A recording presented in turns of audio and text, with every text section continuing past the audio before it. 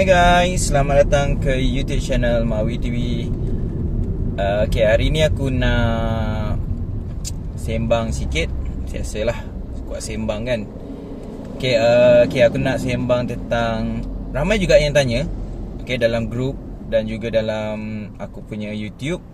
Diorang tanya tentang loan bank ataupun Toyota Capital, ataupun yang kredit yang disediakan oleh pihak Toyota lah. Jadi aku tadi ada juga baca-baca sikit tentang Toyota Capital ni. Sebenarnya dia adalah satu badan kewangan. Dulu tak silap aku UMW Capital Financial ke apa ke dia punya nama. Kemudian dia sekarang ditukar kepada Toyota Capital. Dan dia menawarkan beberapa package pinjaman lah untuk pembiayaan kenderaan. Yang aku tahu yang sekarang ni famous adalah Easy Beli.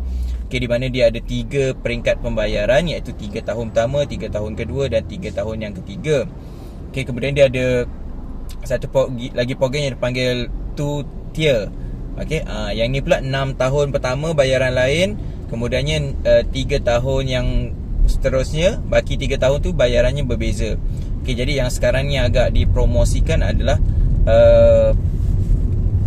Easy Beli lah.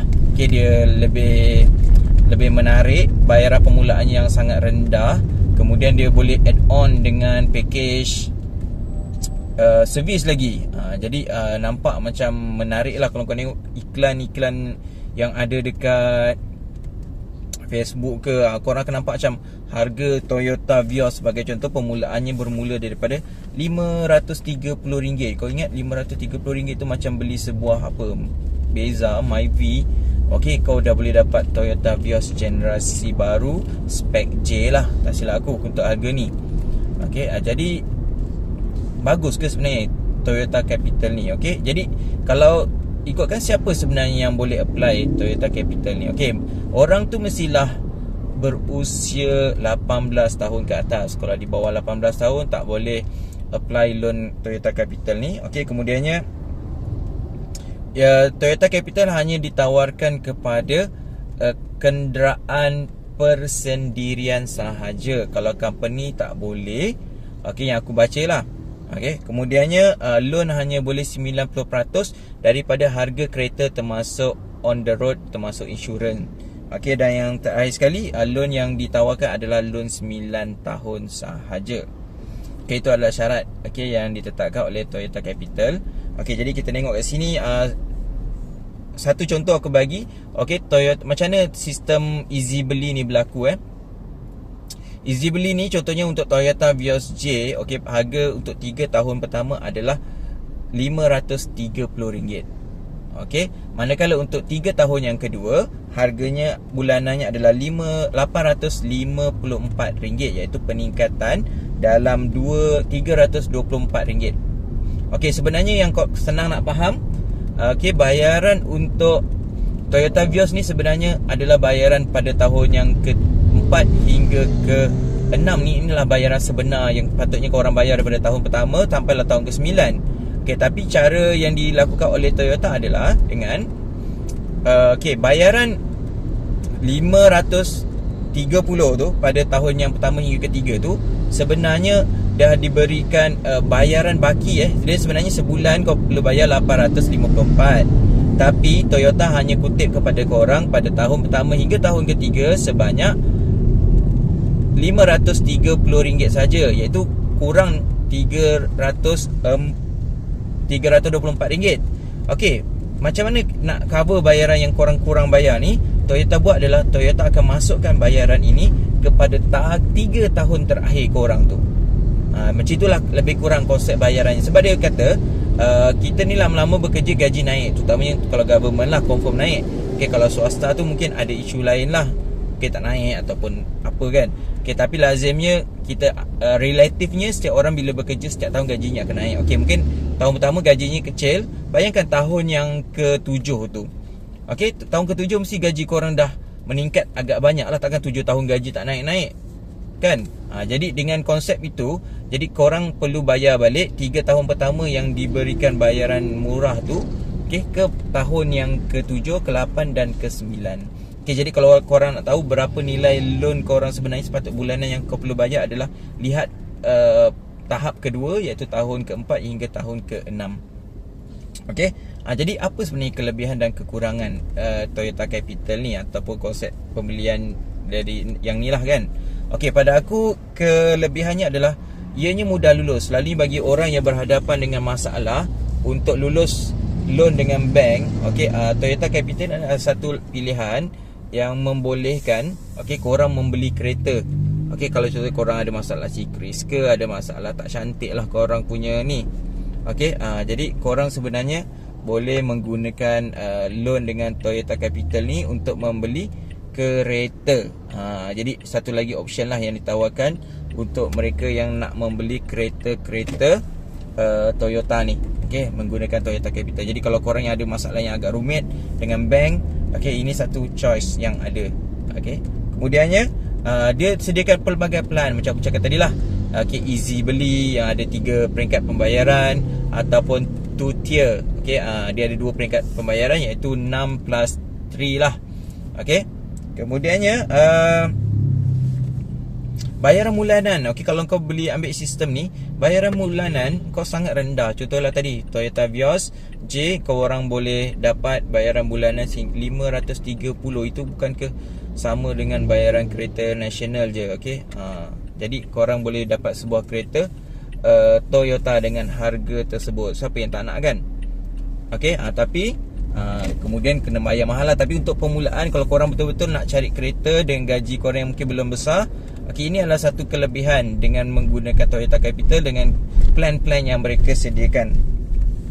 Kemudiannya Toyota Capital ni pula, kalau dalam easy beli tu, dia include package siap dengan free service. Boleh masukkan sekali dalam loan korang. Jadi dalam tempoh 5 tahun ke, tak payah dah nak fikir-fikir lagi tentang servis. Macam Mazda buat, aku rasa mestilah harga yang Mazda jual tu dah include, dah siap-siap dengan cost servis. Mustahil lah servis tu dibagi percuma kan. Dia bukannya servis percuma, sebenarnya servis tu dah dibayar dalam kau punya harga kereta lah kan, konsep yang sepatutnya. Alright, kemudian itu adalah antara kelebihan menggunakan Toyota Capital. Sebenarnya paling penting adalah Toyota Capital ni 2 je aku rasa. Sebab dia memudahkan urusan orang yang ada masalah dengan nak pinjam, buat pinjaman dengan bank. Dan yang keduanya, dia ada satu sistem di mana bayaran permulaannya yang tu sangat berpatutan. Jadi dia juga ada kelemahan. Toyota Capital ni punya interest yang agak tinggi lah. Kalau macam bank, sebenarnya interest sekarang ni, zaman sekarang ni, dengan lepas zaman Covid ni, di mana bank semua berlumba-lumba untuk membuat sale, 2.5 pun dah dianggap tinggi untuk kereta import lah, atau kereta-kereta baru, model baru lah. 3.4, 3.5 pun dah, 2.5 pun dah dianggap tinggi. Kalau korang macam aku beli ni dapat 2.35 aku dapat. Sedangkan dulu kalau aku beli City tu dapat 2.85. Itu pun dah sangat murah. Sebelum aku beli tu lagi lah, 2015 tu, pada masa tu interest sehingga 3 kereta import. Jadi masalah dia adalah interestnya yang agak tinggi. Korang, yelah, dah bank tak boleh terima korang. Ada orang yang offer kau loan bayar tinggi sikit, okey je lah kot kan. Kalau lain lah, kalau kau ambil kredit yang lain yang agak famous, macam beli motor tu, itu meninggal juga nak bayar tu kan. Kemudiannya bayaran. Bayaran bulanan ni relatif lebih mahal lah sebenarnya. Bila interestnya tinggi, bayaran bulanannya relatif lebih mahal berbanding dengan kereta yang buat loan bank. 1% tu sebenarnya tinggi kalau nak dibandingkan lah. Interest tu sebenarnya 1% boleh memberikan impact yang agak besar lah kepada kau punya pinjaman. Kemudian bayangkan kau nak bayar bulan yang ketiga, aku bagi contoh Honda Toyota Vios, first 3 tahun pertama 530. Kemudiannya 3 tahun yang kedua 854. Dan kau tahu berapa nak bayar Vios J pada tahun ke-7 hingga tahun ke-9? 1169. Ini dah sudah harga HRV spec E dah sebenarnya. Kau boleh dapat pada masa tu. Sebenarnya gini, kalau kau macam aku kerja setiap tahun gaji naik, Tapi setiap tahun tu adalah benda lain kau nak beli. Okey, jadi kalau dengan setiap kali gaji naik, kau hanya boleh fikirkan tentang bayaran kereta je, macam pada aku macam tak guna jugalah kan. Okey, sedangkan kau boleh beli benda lain. Sebenarnya cakap, kalau kau tak mampu beli, tak payahlah beli. Kan? Bukan tak payah tunggu tahun-tahun berikutnya kau gaji kau naik, tak payah. Kalau tak mampu beli, tak payah beli. Beli je lah kereta apa yang kita mampu. Kalau kita mampu 530 sebulan tu pada peringkat ni, belilah kereta yang level 2, yang sampai habis bayar pun level 2 juga. Kemudiannya kelemahan lagi, dia hanya boleh buat pinjaman 90%. Sedangkan bank zaman sekarang ni, waktu zaman dia tengah buat cari sale ni, dia bagi pinjaman hingga 100%. Kemudiannya baki hutang untuk trade-in. Contohlah kalau kau beli ni sebenarnya sampai tahun ke-6, kalau kau trade-in pun masih lagi kau kena top up. Sebabnya kau punya hutang 3 tahun pertama tu ada lagi berbaki. Patutnya dibayar pada tahun 3 tahun terakhir, tapi kau dah nak jual. Aku rasa kau nak top up tu sangat tinggi nanti, aku rasa, walaupun pada tahun ke-6. Jadi aku rasa kalau korang diberi pilihan antara buat Toyota Capital ataupun untuk buat loan bank, pilihlah loan bank dulu. Kalau gagal, bolehlah usah untuk Toyota Capital ni sebenarnya. Boleh, ada je dia punya package yang 9 tahun setiap bulan sama, cuma interestnya mungkin tinggi sikit lah. Yang bayaran tak berbentuk progresif. Bayarannya yang flat rate. Yang tu boleh try ambil. Tapi aku rasa gap dia besar juga kot. Mungkin dalam RM50 kot. Dalam macam tu lah anggaran bayaran bulanan. RM50 tu besar sangat. Tapi macam adalah gap dia. Jadi itu je aku nak kongsi tentang loan bank ataupun Toyota Capital untuk membeli model-model kereta Toyota. Jumpa lagi dalam YouTube channel Mawi TV. Jangan lupa like dan juga subscribe. Assalamualaikum.